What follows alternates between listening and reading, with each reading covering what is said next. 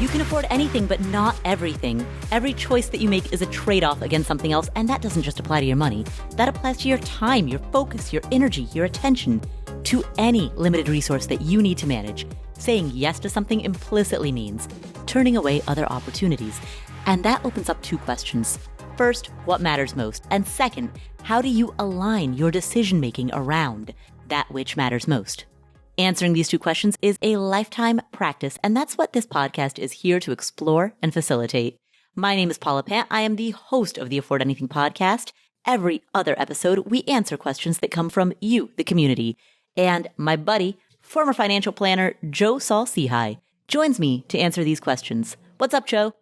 I am sitting here watching you get ready to answer questions and eat a grapefruit. Yes, that's exactly what I said right before we started recording. I was like, I need to grab a glass of water and a grapefruit, and then I'm ready to go. Because nothing says I'm ready to podcast like grabbing a grapefruit.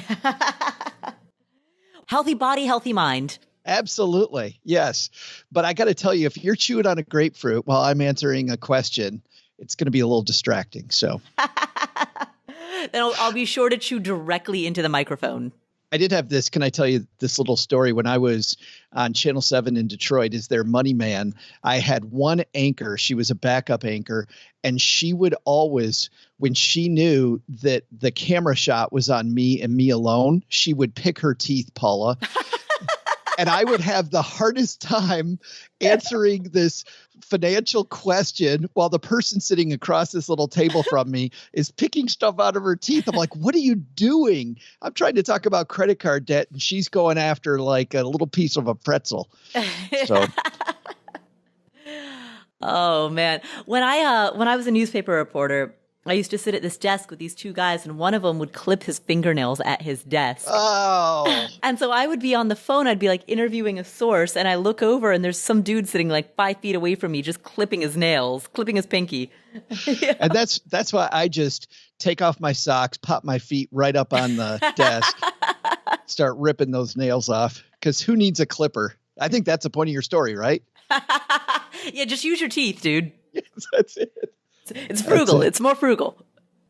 Everybody's wondering what we're doing. What are we doing, Paula? We got some great questions. All right. We got 4 questions that we're going to tackle today. Kevin wants to know why people are motivated to pursue FIRE and financial independence, early retirement, and if some people who have that motivation are inspired by witnessing financial struggles or witnessing periods of great financial stress and pendulum swing over to the FIRE movement as a response to that.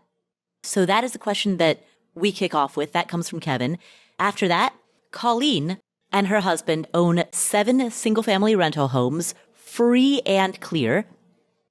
They have a net worth of about $6.5 million, $4 million of which is in properties and another $2.5 million of which is in the S&P 500. And they are wondering what shifts they ought to make. Anonymous has recently been hearing about the advantages of opening an HSA, a health savings account, and has a few questions about it. And Susan would like to hear about our thoughts on tax lien investing.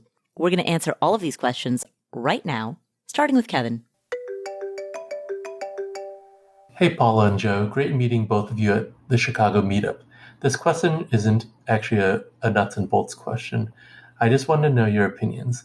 I've given a lot of thought to my motivation for pursuing FIRE, and believe one of the primary motivations resulted from me being a teenager during the Great Recession. I saw friends and family go through job instability, and some people even lose their homes. I resolved to have financial freedom so something like this doesn't happen to me and my family. I've noticed a lot of people who are interested in the FIRE movement are millennials like myself, some of whom had similar trauma from the Great Recession. Do you think many people pursue FIRE for similar reasons? If not, what are your thoughts on what motivates FIRE adherence? Thanks. I really love the show. Kevin. Kevin, thank you so much for your question. And thank you for sharing your motivation, your experience for why you are interested in financial security and financial independence. it certainly stands to reason that there are many people in this community who share a similar experience, who witnessed friends and family lose their jobs, lose their homes. They witnessed these periods of great financial stress, often triggered by broad macroeconomic forces that were partially or largely outside of their control. And, when you see something like that, it affects you. It affects you for life, particularly when you see it at a young age. I would be cautious about ascribing that motivation to an entire generation. You mentioned that you wondered if many millennials share that experience. I think the reality is that we are impacted by the macro and the micro. And every generation consists of a wide diaspora of humans whose personal experiences will vary. Diaspora? Diaspora, yeah. Essentially what I'm trying to say is a generation is not a monolith. Sure. I do think that a lot of millennials were attracted to the FIRE movement, but I think it's much more because of the fact that the rise of this movement happened at the same time, and the popularity happened at the same time when millennials were at a portion of their career where you're more likely to feel disenfranchised.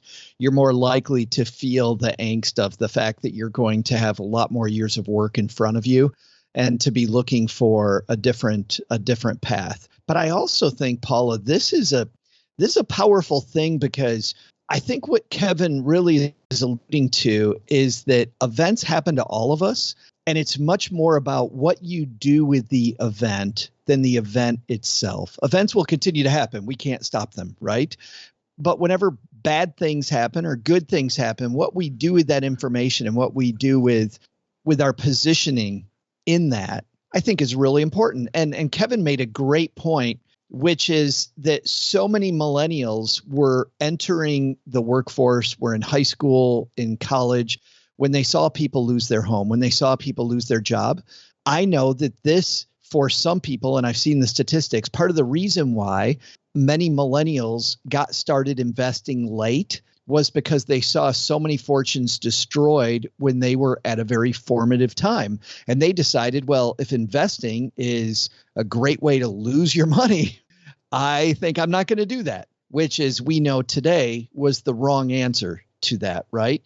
Certainly joining the FIRE movement, a much healthier answer. I'm going to instead double down on my investment strategy, and I'm going to get there much more quickly, so that if this happens again, I'm independent enough that I don't have to worry about it. A much healthier thing than I'm not going to go near real estate. I'm not going to go near stocks because I saw what happened to these companies.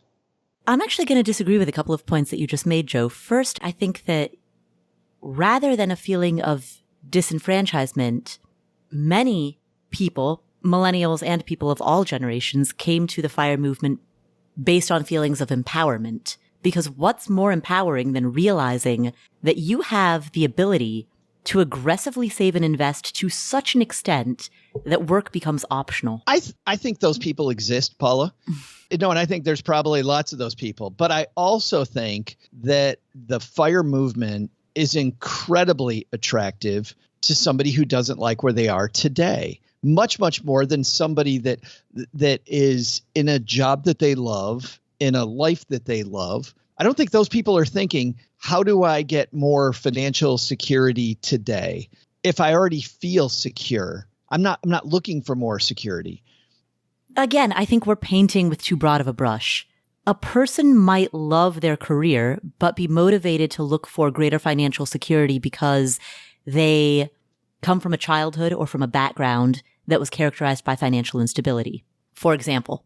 Or a person might love their career, but be motivated to pursue greater financial security or financial independence because they generally have a nervous or anxious disposition, which applies to all aspects of their life, not just their finances. Or a person might love their career, but they want the flexibility to one day be a stay-at-home parent or to be a digital nomad or a mid-career Peace Corps volunteer. The rise of the modern FIRE movement also coincided with the popularity of the internet, which it sounds silly to say. We forget how relatively new this technology is, but the information superhighway, the explosion of ideas and communication allowed for niche communities to form and allowed for ideas that once would have been too radical to permeate the mainstream to take hold among small but sizable groups of people. It's not a coincidence that both FIRE and YOLO, both the passive index fund characterization of FIRE and the Robinhood meme stock YOLO crypto crowd, both of them proliferated in the first 20 years of the internet, which is essentially the first generation. I guess that what excites me about this whole thing and about what Kevin said isn't so much the history, like how people got here isn't something I spend a lot of time on. What I do spend a lot of time on is during these formative years, and this still excites me about Kevin's question, during those formative years when millennials were really entering the workforce, that you have this Y path, I think that so many of us have. And I think we always have that choice. What do we do with this place that I'm at right now? I was in a discussion recently that was talking about many of the inequalities that we have a large racial financial divide, that we have a gender financial divide. And this person I was having the discussion with, a great gentleman named John Hope Bryant, and a great leader in the Black entrepreneurial community, said that knowing that the system is broken is important. It's important to know that. And it's not a reason, and some people use it as a reason to give up because of the fact that the system's not fair. He said, even with a system that's not fair, that is the reason why you work harder, which I thought is this great thing where we're all in this place of empowerment. You know, we're all in this spot. And I went from being very frustrated at the beginning of that discussion because I see these statistics and I think about all these people that haven't gotten a fair shot. And I think that what Kevin is talking about is this great inflection point. There are many people, Paul, as you know, with YOLO, decided not to invest. I'm going to YOLO instead. And there's other people who got super excited and said, you know what, let's put myself in a spot where the next time this happens, and of course it will happen again, that I don't have to worry about it next time. It reminds me of that expression, it's not your fault, but it is your responsibility. Yeah, good. I will say broadly that everyone's perspectives are influenced not just by the broader forces of society, but by the personal household forces that impact themselves and their immediate families. The experience of someone like me who immigrated to the United States as a baby is fundamentally very different than cousins of mine who came here when they were 18. And the way that we perceive risk, the way we perceive opportunity, the career aspirations that we have, our approach to work and life. I mean, that even coming from the same family, coming from the same country, both being immigrants, the distinction between coming here as a baby versus coming here as a college freshman, these are worlds apart. And likewise, I know for myself, being an immigrant who grew up in Ohio, that's an incredibly different experience than if I had grown up in California or New York. And coming from a nation where we are currently ruled by Maoists and we don't have a free economy. I mean, you know, you see what the conditions are like in your home country, and that inevitably frames the way that you experience the opportunities here in the US. So am I a millennial? Sure. Did I live through the Great Recession at a formative age? Absolutely. But there are a variety of other factors, both demographic and personality, that would make the way that I respond to that external stimuli very different than someone else's, someone of exactly my same age.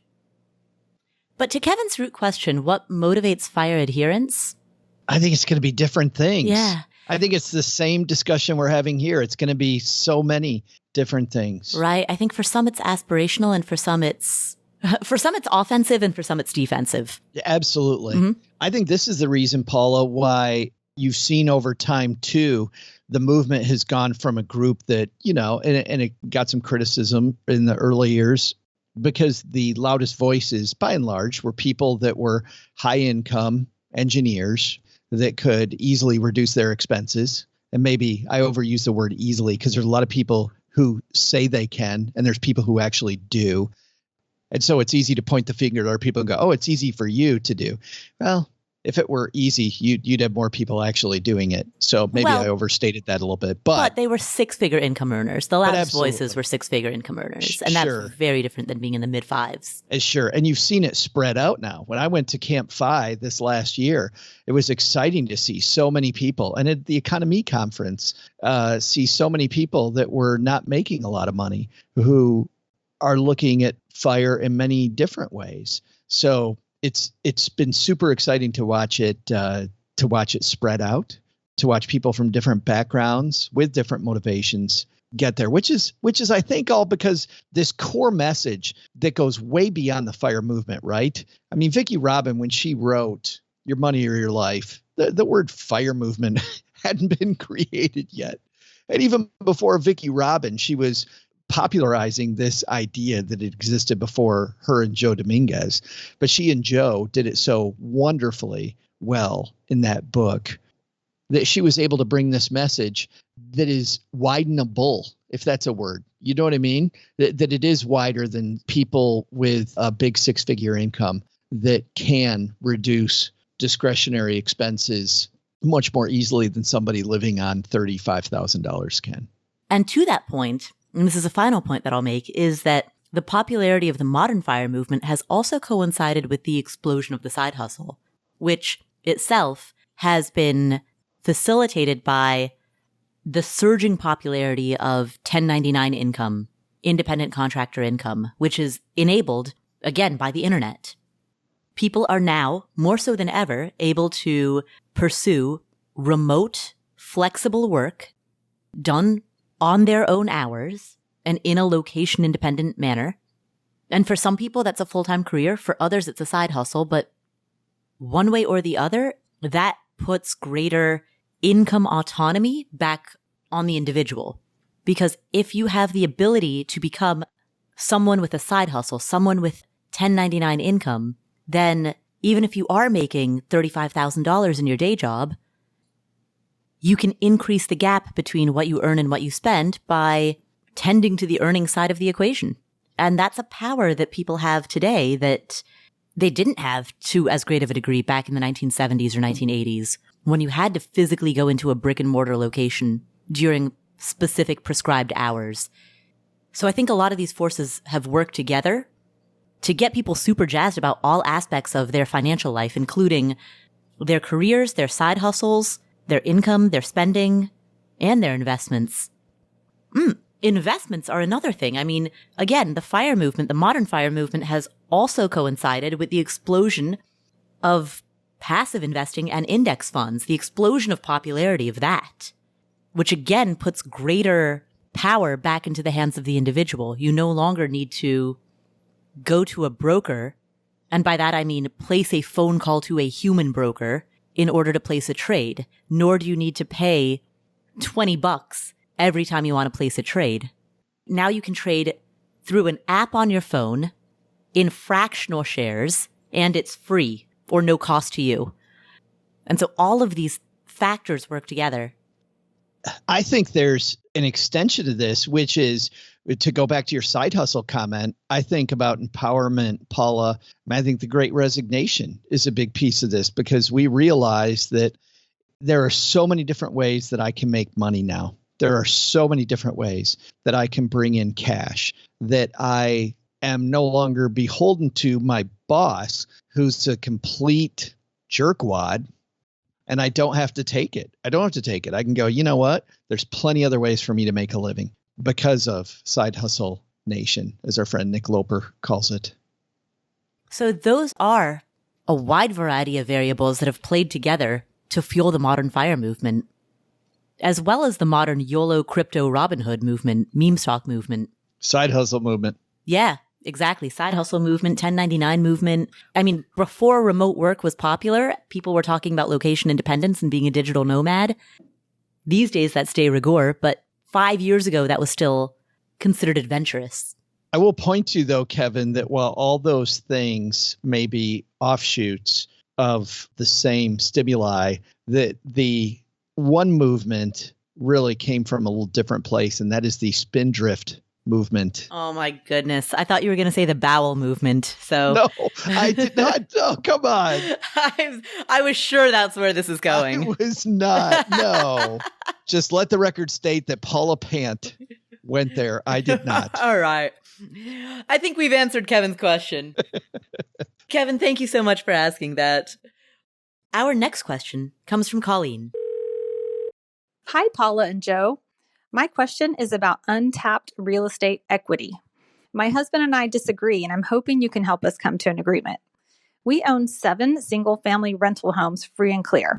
Their value, along with our personal residence, is about $4 million. We also have about $2.5 million in retirement savings invested in the S&P 500. With the massive increase in property values over the past few years, I would like to sell at least one rental house. With the one I'm thinking of, we are currently making about $10,000 net annual cash flow, and I believe it could sell for about $450,000, about $400,000 net after taxes and closing costs. By freeing up all that equity, we could invest that $400,000 in a passive real estate fund we've been invested with for several years, which pays out about 10% annually. So instead of $10,000, we could have closer to $40,000 in annual cash flow just from selling this one house. We're about to retire at the end of 2022, so cash flow is very important. Also, we're not interested in doing a cash out refi because we are 100% debt free and we want to stay that way as we head into retirement. My husband is hesitant to sell as he likes having a real asset that we have some control of, and he thinks values will likely increase in our area for many years to come. He says, why should we sell a cash flowing, appreciating real estate when we don't really need to? But I just keep thinking of that untapped equity. I'm curious to hear your recommendation for us. Thanks so much. Colleen, thanks so much for that question. And we'll let our resident real estate expert go second, because I really want to widen this, because this is not a question, Paula, I think about real estate at all. I think this is a question about how do we evaluate when to sell and when to keep investments. And there were 2 things about Colleen's call that worried me. And number one is the presence of emotion in the decision making. Liking an investment, liking the rental house, liking the appreciation that it has is not a reason for keeping it or for letting it go. It's a partial reason, but not the emotion in that. And if there is any emotion, and maybe there's not, maybe I'm overstating that, but you definitely don't want to hold on to investments because you like them and get rid of investments that are performing because you don't like them. But the bigger thing is getting also away from speculation. Your husband says that he thinks the property will appreciate over time. We don't know that. So we have to give that away. We have to say that we don't know what the future brings. So instead, here's the place that I like to start from. And it's to back up to the fact that you are retiring in 2022. That is the most exciting thing for me when it comes to this discussion, because you mentioned that you are going to want cash flow. And my first question is, how much cash flow do you need? And then my second question would be, how much appreciation do you need? Because if you move into a real estate investment that's going to provide a 10% rate of return in terms of cash flow, that takes away from the potential for future appreciation. You don't get 10% for free. So knowing that you're giving away some appreciation, I don't know if you need appreciation. So my first question is, how much cash flow do you need to get by later on this year if you're going to retire this year? And then the second question is, what rate of return do you need your investments to appreciate at? Then the third question is, which I know that you have this information, but it wasn't on the call, which is what I'm really interested in, is what is the total rate of return on that current rental house? Now, how much is it cash flowing today? What's the total rate of return? Because if I sell it and I didn't need the cash flow, I still want to make sure that this rental property is keeping up with whatever rate of return I need to get through the rest of my life. So I think I would build, Paula, a timeline that looks at what cash flow Colleen and her husband need in the future and start there. And that gets rid of 2 things. It gets rid of some of the emotion in the decisions, and it also gets rid of the speculation on which way we think the market's going to go. Well, my answer was going to be a lot more straightforward. So as I calculated it, she has $10,000 of net annual cash flow on a property that's valued at about $400,000. So that is a 2.5% cap rate. It's not a great cap rate, but I mean, if it's a Class A property that's fairly hands-off, I can see there being a justification for that. But Joe, to your question, what's the total rate of return? Here we bake in some assumptions about market appreciation. And the way that they could do it, given that all real estate is local, they could take a historic look at what has been the market appreciation in that specific neighborhood or that specific location over the course of the past decade or 2 decades. They could take that historic data and project it out forward and add that to the cap rate in order to get the total rate of return. So if this property has a 2.5% cap rate, and again, for people who are listening, cap rate is essentially the dividend that the property is paying out, add that 2.5% to, let's just say hypothetically, based on historic data for that particular neighborhood, an appreciation projection of 5%, 6%, 7%, whatever it might be. Well, that gives them a total rate of return. It seems unlikely to me that whatever that total rate is would be higher than the 10% that she's quoted for that passive real estate fund. And so then my follow-up questions would be, if they are going to keep this property, is there a way to either boost net annual cash flow, perhaps by raising rents, by reducing vacancy, by streamlining operational costs? Are there ways that they can improve that net annual cash flow? That's my first question. Second question is, how predictable, how consistent, how secure is the return projection for that passive real estate fund? Third question, what is the value to them of any depreciation or other tax benefits that they get by virtue of holding onto this physical, tangible rental property? I think once they answer those questions, they can then create an apples to apples comparison between the total returns on this particular property versus the total returns in that passive real estate fund. And again, the big red flag for me is how predictable, how dependable is that 10% return in the fund that they're discussing. That to me is the quite literally the $400,000 question. When I hear the words dependable and 10% together. Exactly. Yeah. That's why that stood out as a red flag for me. But I love how you came down on that, Paula, because I think we got to the same place, which is we need to compare these two properties. But I think we also need to compare them on whether you need the cash flow or not. Because on the other side, why have an investment that gives you a bunch of cash flow if you're not going to use it? Because this is a great way to increase your taxes unnecessarily. If you're going to use it and you need that cash flow, then by all means. But if you're giving away some potential appreciation, because you're taking such a high payout, which when I hear 10%, I can't imagine how you get any capital appreciation on top of that. I just don't. Right. Can't imagine there's anything left. Right. And capital appreciation is taxed as capital gains, long-term capital gains, which has better tax treatment than income. And because it's capital gains in 2 ways. Number one is it gets taxed at the lower rate, to your point. But number 2, Paula, it also is not going to get taxed until you use it. Right. If you turn into cash flow, it's taxed at a higher rate and it's taxed on a continual basis. And if you take that money, you sit it in your savings account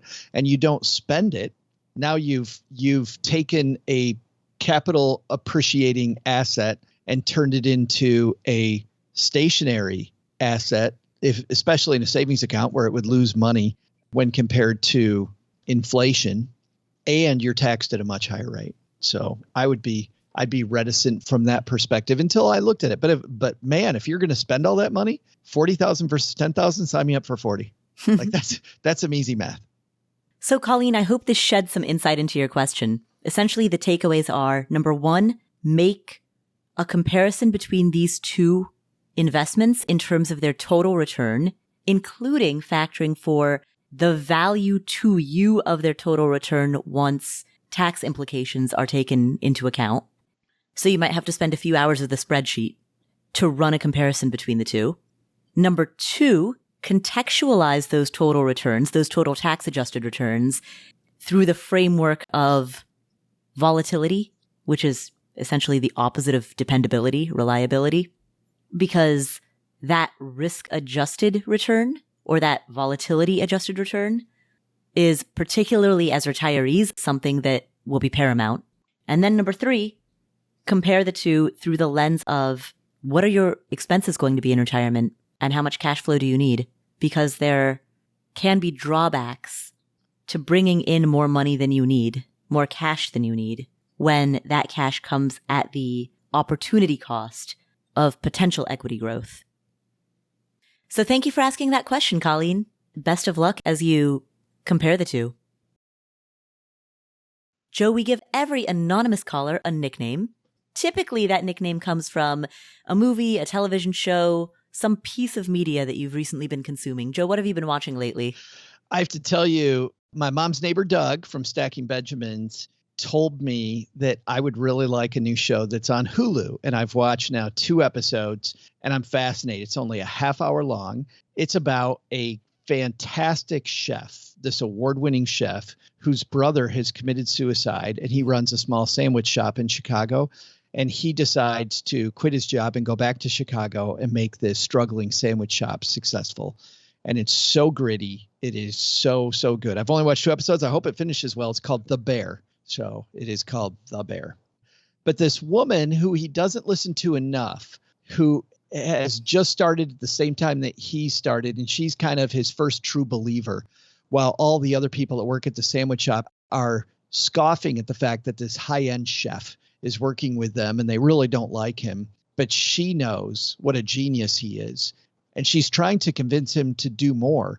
And he's pretty reticent. And I don't know, in my view, she's probably the biggest badass in the entire show so far. Her name's Sydney. So I think that because this caller is a badass too, that we should call her Sydney. All right. That was a long walk to get there, Joe. That was just give me the freaking name. I don't care about the story. It all started on a misty October morning in 1972. Heretofore. All right. Well, with that established, our next question comes from Sydney. Hi, this is Anonymous from a small rural mountain town in Northern California. I want to first thank you and Joe for all that you guys do. I have learned so much from you both and have had the confidence to make financial decisions that I was always putting off. And so I'd like to thank you for all of that. I recently have been hearing a lot of talk and advantages of opening an HSA, a health savings account.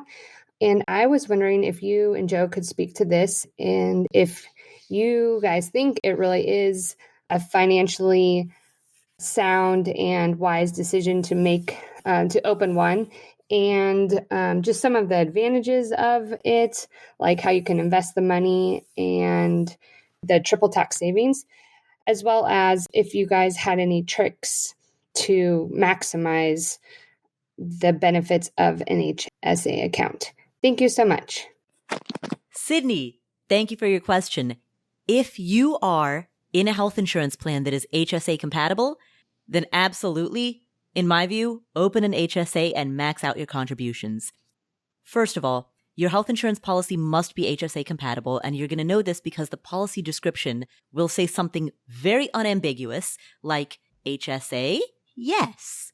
Literally, it will say something as simple as that. If you're not sure, either ask Human Resources if you're employed by a traditional W-2 employer, or call your plan directly if you are self-employed and you buy individual health insurance.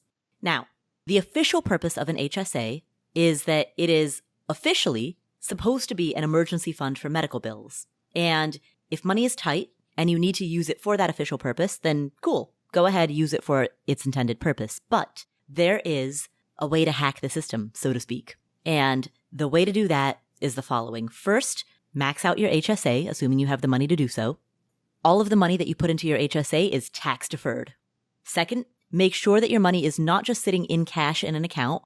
Put it into investments such as a broad market index fund, like an S&P 500 index fund, for example, so that you can grow that money tax deferred.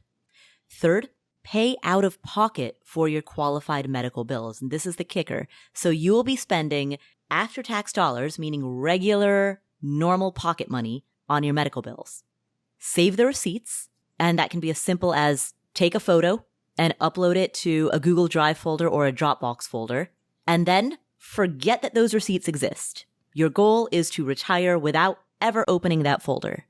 If you need to do so, if there's a point in your life where you need the cash and you'd like to reimburse yourself for those qualified medical expenses, you can always do so in the future. 2 years from now, 5 years from now, 10 years from now.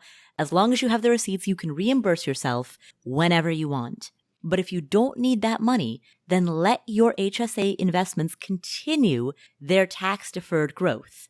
And then what happens next is that you turn 65. And when that happens, the IRS lets you withdraw HSA money penalty-free, even if there are no receipts to back it up. Can we take a moment, Paula, then and talk about how powerful this is? Because in this case that you just presented, we've now put money in pre-tax, just like a pre-tax 401k, and we've taken it out tax-free, which is the same advantage of a Roth IRA. Right. Well, let me put a little asterisk here. The money that you take out that's backed by qualified medical expenses is tax-free. The money that you take out that is not backed by qualified medical expenses is penalty-free, provided that you do so after the age of 65. Right. So the stuff backed by qualified medical expenses is analogous to a Roth IRA. The stuff that is not backed by qualified medical expenses, assuming that you're lucky and you just don't have many medical bills, that is still withdrawn in the same way that you would withdraw money from a 401k, a traditional 401k. So there's my asterisk. I get super excited, though, about the opportunity to have that type of tax treatment. Yeah. I think it's great tax treatment, and that's why this is so great. I also want to address for people that don't have access to an HSA, it's okay. You can get there without it. I know that I've gotten notes from people before, Paula, that go, you guys will wax on about how great an HSA is and about how it's a wonderful tool. It is just that it's a tool. There are many other tools. And if you don't have one, you can get there. But if you do have access to one, Paula, I think we can both agree you want to explore that. Absolutely. And I also want to emphasize that an HSA is very different from an FSA. So an HSA is a health savings account. An FSA is a flexible spending account. The basic way to think about this is that an HSA, a savings account, is designed to store savings. An FSA, a flexible spending account, is designed to be spent. So any money that you put into an FSA is use it or lose it. You have a certain deadline, and if you don't use it by then, the money's gone. They sound similar because they're 3-letter acronyms with only one letter of difference between them. HSA, FSA. They sound very similar. They're often conflated. They are incredibly different. It's just that the nomenclature, the acronym, makes it easy to confuse the two despite the drastic differences between them.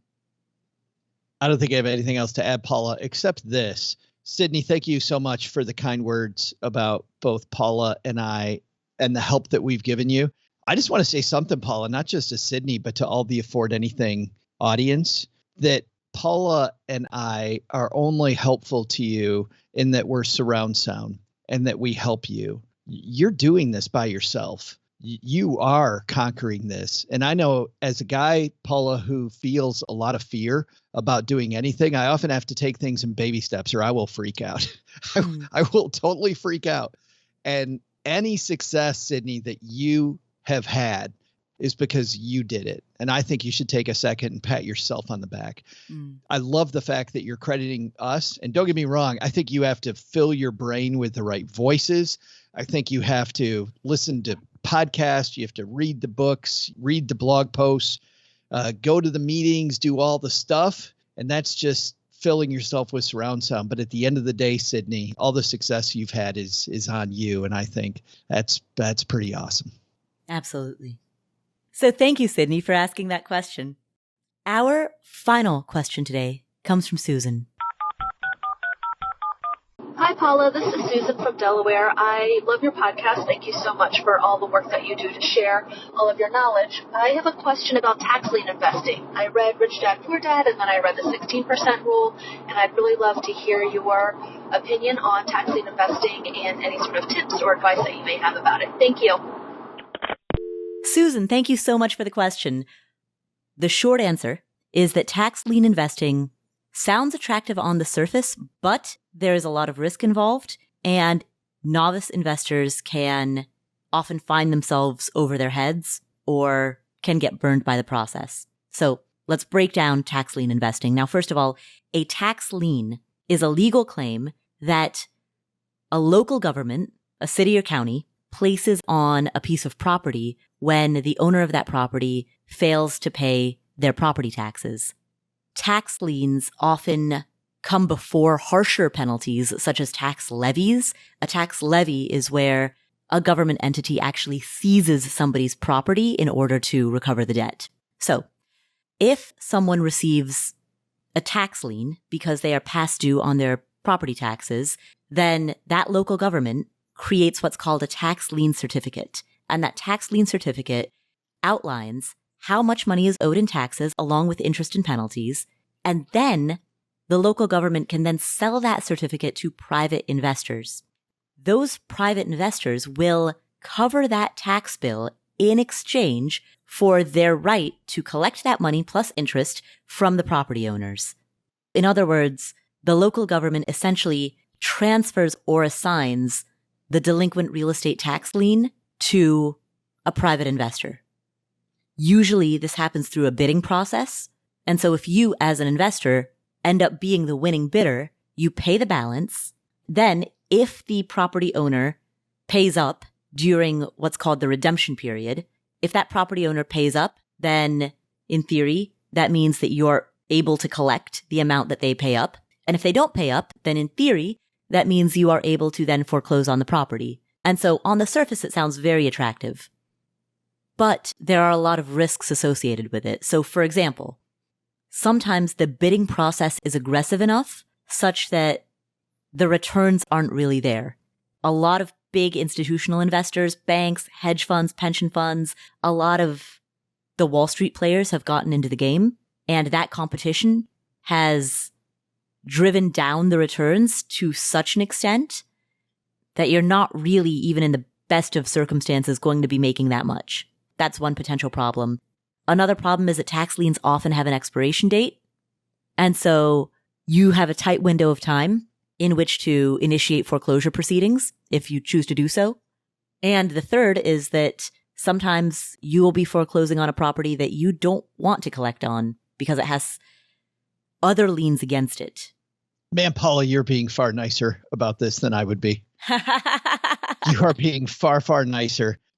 So tell me then, from the perspective of a former financial planner, specifically, why is it that you would not recommend tax liens?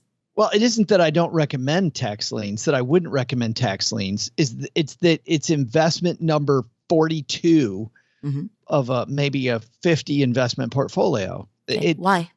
Because of the fact that it's so complicated, and the return on investment versus an investment that is much simpler does not excite me.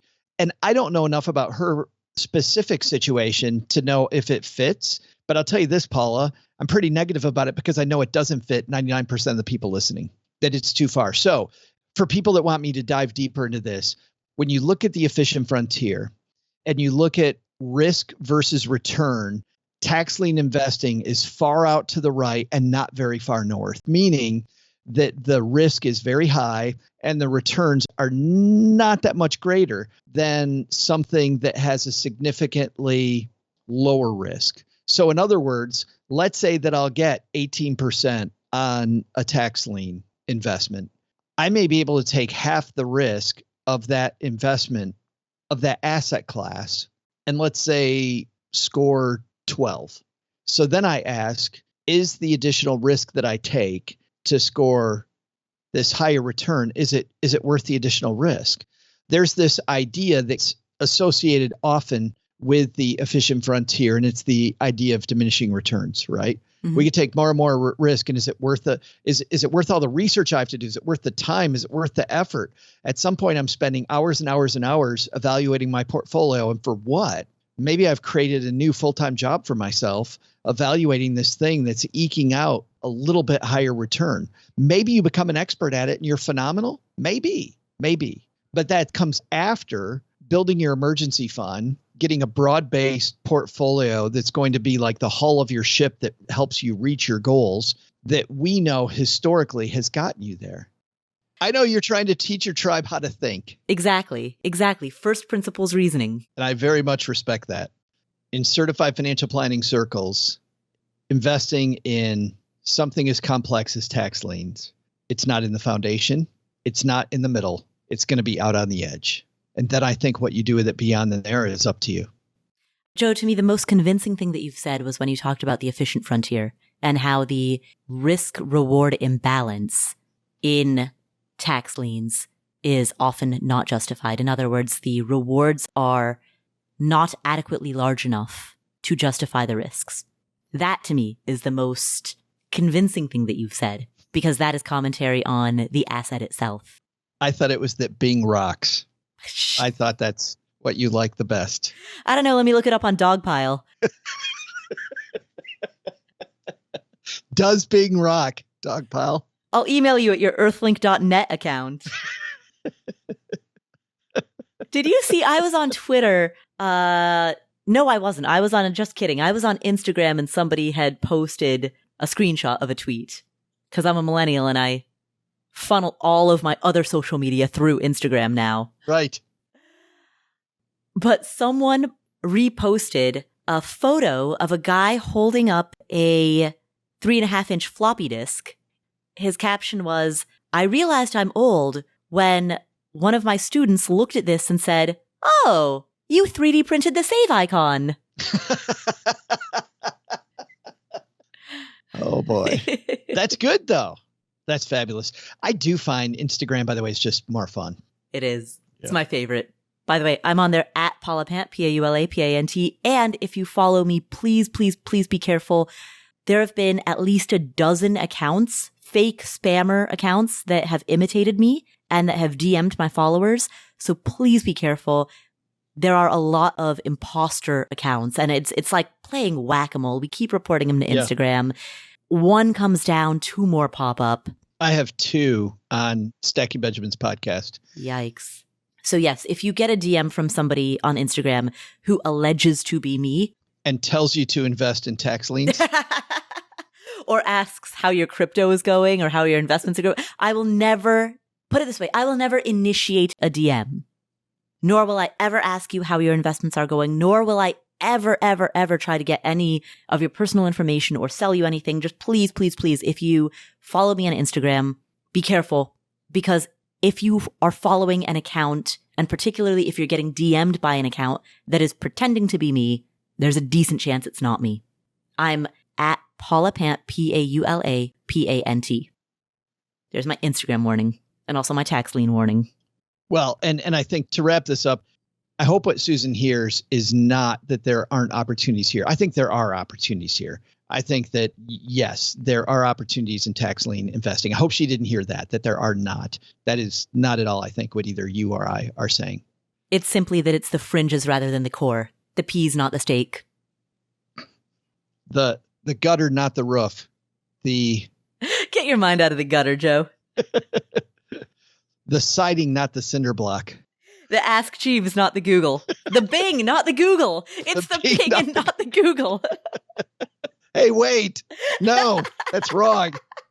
That one is wrong. Back away from that. It's the macaroni and cheese and not the ice cream. How about that? Oh, them's fighting words. Back at you. Ooh. All right, Joe, I think we've done it again. Where can people find you if they'd like to hear more about your outdated search engines? That I get paid to use. Just saying. Making money. Yeah, talk about side hustles. Back to that. It's the Stacking Benjamin Show every Monday, Wednesday, Friday. You can also find my writing in a new book out called Stacked, Your Super Serious Guide to Modern Money Management. The podcast is available wherever you're listening to us now, and the book is available wherever you buy books. Awesome. Well, thank you so much for tuning in. My name is Paulapant. This is the Afford Anything podcast. If you enjoyed today's episode, please share it with a friend or a family member. That's the single most important thing that you can do to spread the message of financial independence. Also, open up whatever app you're using to listen to this show and hit the follow button so you don't miss any of our amazing upcoming episodes. And while you're there, please leave us a review. If you want to chat about today's episode with other members of the community, head to affordanything.com/community. Also, We have a book club. We are currently reading the book Atomic Habits by James Clear. You can sign up by going to fable.co/affordanything. I'm right there with you, commenting on all of my favorite passages and chapters in the book. Fable, fable.co/affordanything to be part of our book club. Thanks so much for tuning in. My name is Paula Pant. You're Joe Saul-Sehy. I am. See you next time. We will catch you, or I will catch you. One of us will catch you in the next episode.